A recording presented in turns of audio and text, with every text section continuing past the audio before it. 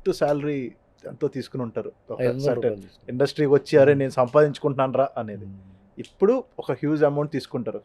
ఏది బాగా సాటిస్ఫాక్షన్ అయ్యారు సార్? అప్పుడు వచ్చిన చిన్న అమౌంటా, ఇప్పుడు వచ్చిన ఈ పెద్ద అమౌంటా?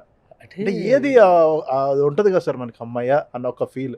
నేను సినిమా ఇండస్ట్రీకి రాకముందు చూసిన సినిమాల్లో ఫస్ట్ జీతం రాగానే తల్లి కాళ్ళ దగ్గర పెట్టారు వాళ్ళు. తల్లి కాళ్ళ దగ్గర పెట్టేవాడిని.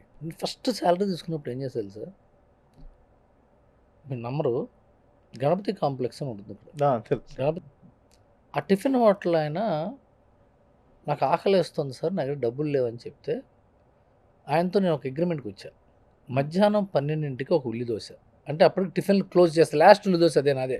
ఓకే. సాయంత్రం 8ంటికి ఇంకో ఉల్లి దోశ, ఆ తర్వాత క్లోజ్ చేస్తాడు. Only tiffin section, tiffin hotel. Okay okay okay sir.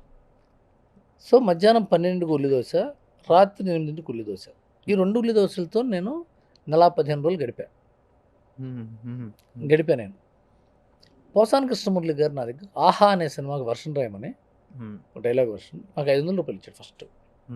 అంటే ఉంటే అది జీతం అనేది ఒక 500 ఇచ్చాడు, రాశాడు కదా ఇచ్చాడు. 500 తీసుకెళ్ళి ఆయనకి ఇచ్చాను నేను.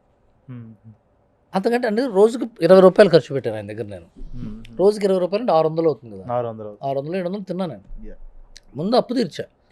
అది నా ఫస్ట్ శాలరీతో చేసిన పని.